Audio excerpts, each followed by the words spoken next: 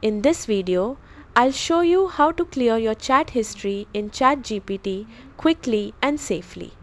Start by opening your web browser and going to the official ChatGPT website. Make sure you're on the correct domain and signed into your account. Once you're logged in, you'll see your chat interface. Next, click your profile icon. On desktop, it's usually in the bottom left corner. In some layouts, it may appear in the top area. From the menu that opens, click Settings. Inside Settings, go to Data Controls. This section manages how your conversations are handled. Look for the option labeled Delete All Chats. Click it.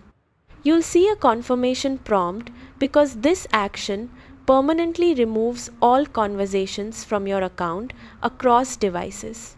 This is different from deleting a single chat in the sidebar. If you're sure, click Confirm Deletion. Give it a moment to process. If old conversations still appear, refresh the page. That's it.